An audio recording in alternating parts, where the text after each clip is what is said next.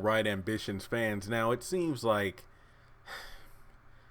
a decent amount of fans are rightfully theorizing that Stephanie might go a bit too far when it comes to taking her father's place as the head of the law firm.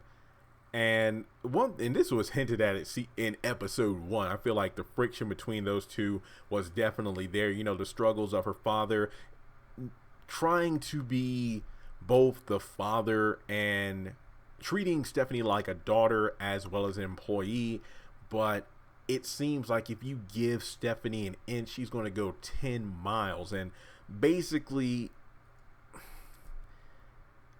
it's hard to tell. I don't want to get like grim and dark in this video, because part of me is like, I hope beyond hope that it doesn't get to the point where Stephanie will orchestrate the death of her father in order to take over the firm. Like, I get it, Robin Givens is notorious for playing those kind of manipulative characters in her past, but I would, especially when it comes to, like, we're seeing a black intellectual family with generations involved in this successful law firm, and I would just hate to see the stereotypical, you know, black people, black women, crabs in a barrel mentality. That's the one thing I don't want to see. And that's why some people have said they don't watch Ambitions, because here we go, yet another television show where we have a black woman who's being manipulative and using sex to get what she wants and backstabbing people, and we need some more uplifting shows and everything.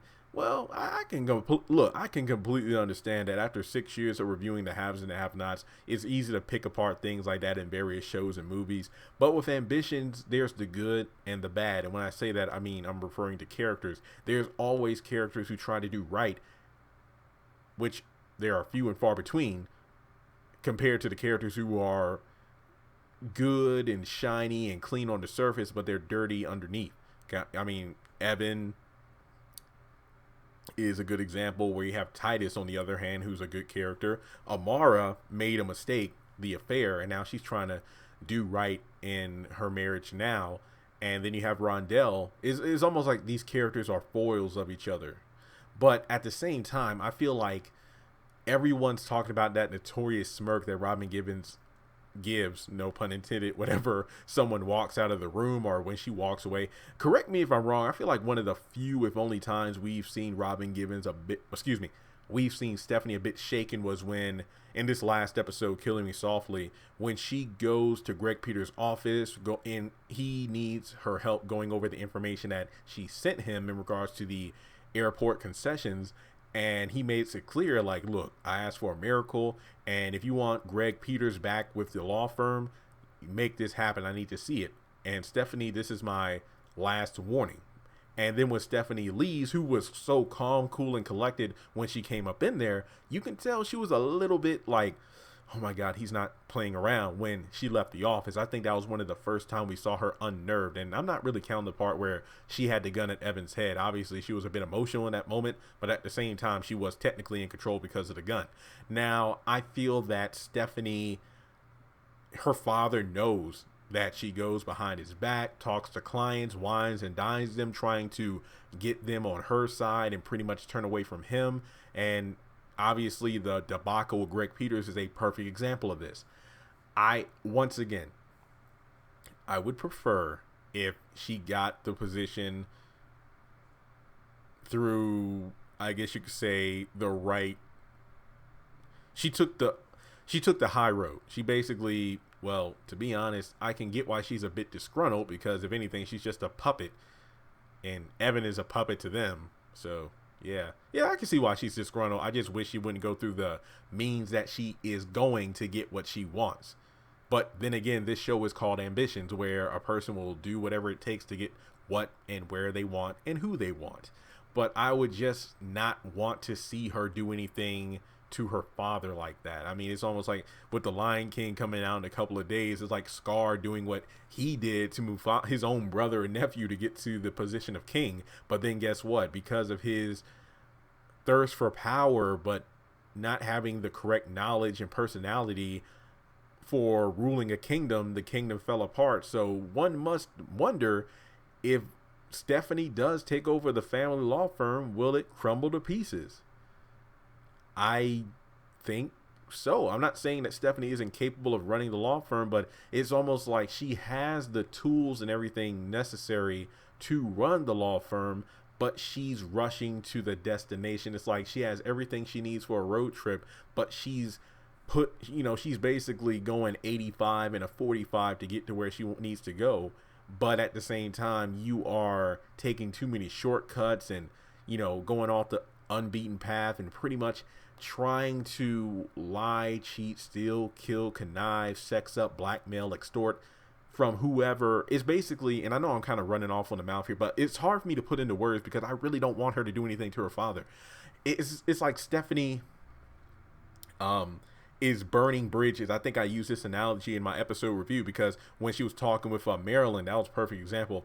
She's pretty much burning bridges and pretty much strong arming people who could be good allies. And yeah, she's getting what she wants from them so she can get what she wants. But at the same time, it's like, I think Johnny Gill said this on the Breakfast Club. It's like, there's a difference between a person who's happy to do their job and then they get paid versus a disgruntled employee who only clocks in to get their check.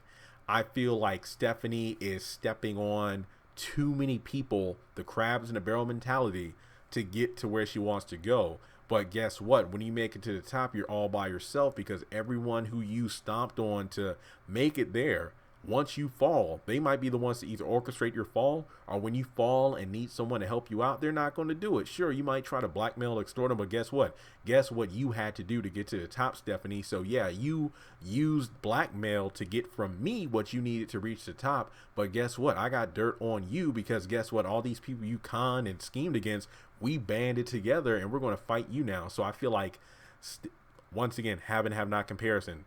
Candace, all the things she did in the first 5 seasons of the Haves and the Have-Nots, she's made it to future first lady status. Now she got kicked to the curb. The FBI is trying to bust her, and all these people she's roughed up in the past are coming out exposing her. So she's about to get her karma. Stephanie is going to get the same. And I mean, damn, we're only 5 episodes in and we're already talking about Stephanie's downfall. So it's pretty inevitable. But guys, let me know your thoughts on this. I know this was a bit of a all over the place kind of emotional video, but I just don't want Stephanie to do what we all know she's going to do to get where she wants, because I feel like she's very intelligent, very capable, but I just don't feel like stomping on your own family to get what you want is the right way to do this. But hey, it's all good. There's going to be the evil, conniving characters, but then there's also going to be the good-hearted nature characters. So with that being said, if you are a fan of Ambitions, make sure you take a moment to give this video a thumbs up, hit that subscribe button, and I'll talk to you in the next video. Congratulations on making it to the end of this video. If you like what you just saw, make sure to hit the thumbs up button, or if you have anything you would like to add to the video, make sure to leave your thoughts in the comment section below. If you want to keep up with me on social media, go to the description box. All of my links for social media are right there. Also, if you feel like you would like to donate to the channel, make sure to click on the link to PayPal. Any amount helps. $1, $5, $20. As a full-time YouTuber, any support from my fans really does mean a lot to me. Finally, make sure to hit the subscribe button as well as the bell notification icon. That way you're kept up to date on any new content I post to the channel. Once again, thank you so much for tuning in, and I'll talk to you in the next video.